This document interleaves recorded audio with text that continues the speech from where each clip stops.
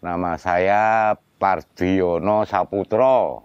Nah, di sini di komplek Makom Mbah Kasantuko ini saya sebagai juru kuncinya, atau kalau pada umumnya sebagai ketua paguyuban Kasantuko.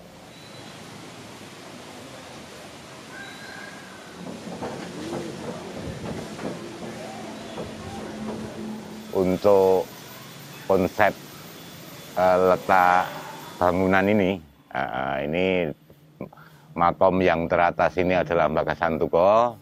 Kemudian yang di bawah itu kita terjemahkan ada dua, karena waktu pengerjaan tahun 1973 ini beliau almarhum yang merintis ini, saya meneruskan. Ini ada dua santri Mbah Kasantuko yang paling dominan.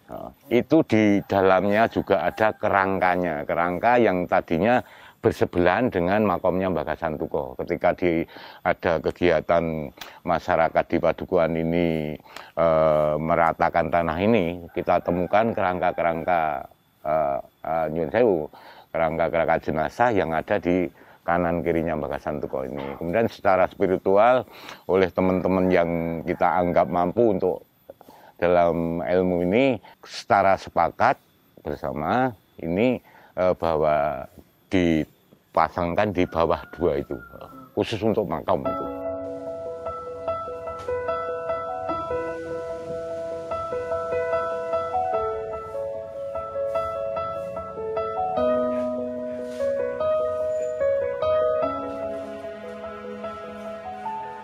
Mbah Kasantuko ini kan sejarahnya seperti apa yang kita pasang di silsilah itu putra Mangkurat III. Secara akademis itu sudah diteliti juga, itu karena di Kartosuro itu pengaruhnya VOC pada waktu itu di dalam keraton itu agak diadu domba lah, begitu. Terus dalam perjalanannya Mbah Kasantuko sampai ke Sri Lanka, itu berapa tahun itu baru pulang. Di dalam keraton juga masih sangat kental pengaruh adu dombanya VOC, sangat keras. Kemudian Mbah Kasantuko lebih baik keluar dari konteks keraton Kartosuro, kemudian mengembara di daerah Muntilan Magelang. Itu perjalanannya seperti itu. Sampai kenapa Mbah Kasantuko sampai Semare ada di Senuko ini ya. Tapi karena diyakini oleh masyarakat Senuko juga secara akademis bahwa kampung Senuko ini berdiri juga dari bahasanya Kasantuko, Santuko, Senuko gitu.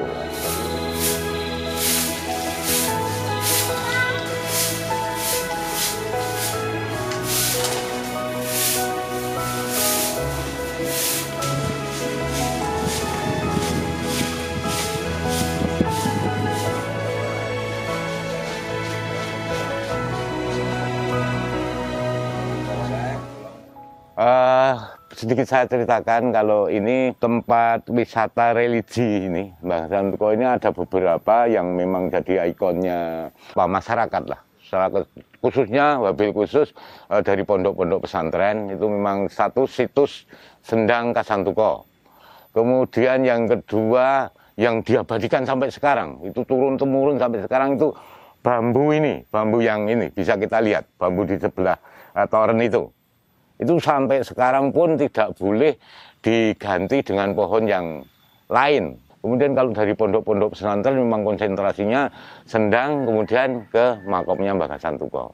Itu. Jadi kemudian kita melengkapi ada Paseban Jawi 1, Paseban Lebet 1, kemudian aset kamar mandi putra putri, kemudian kita bangun musola itu, kemudian parkiran, space di kiri jalan dan kanan jalan itu untuk memfasilitasi penziarah yang rawuh di makom Mbah Kasantuko itu.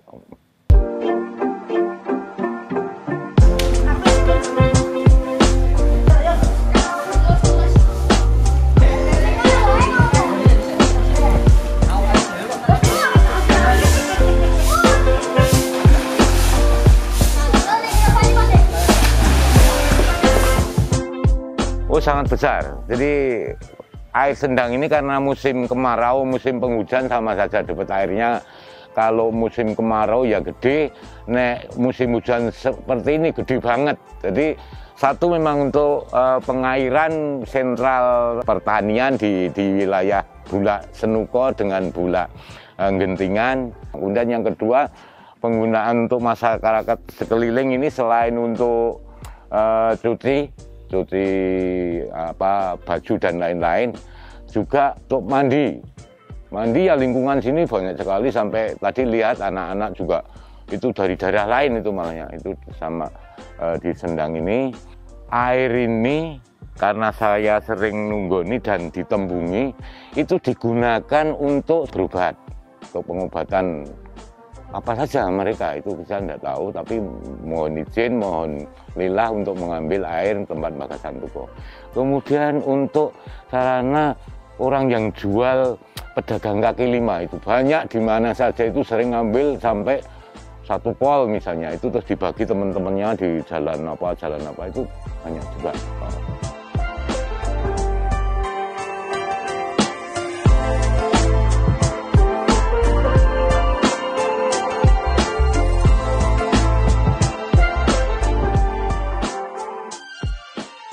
Khususnya untuk pengunjung yang sudah rawuh di tempat Mbah Santuko ini, karena beliau itu rawuhnya tidak hanya 1 kali, 10 kali, sudah lebih dari 100 kali dia rawuh di makomnya Mbah Santuko ini.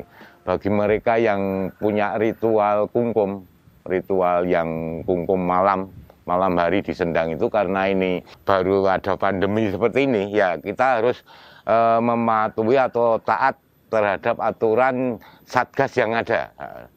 Ini untuk kebersamaan, untuk kesehatan kita bersama, seluruh masyarakat di kampung ini, juga masyarakat secara keseluruhan, karena ini harus kita sikapi dengan perilaku yang benar. Kemudian itu yang kalau yang baru saya kira mereka malah justru, kalau saya melihat perkembangan selama pandemi ini, malah sudah dapat pesan dari pondok-pondok pesantren yang ada. Karena saya melihatnya ketika baru kemarin itu ada hampir 30 mobil itu semua sudah masker dengan lengkap, dengan cuci tangan yang ada, kemudian jadi melakukan standar untuk COVID ini benar gitu loh.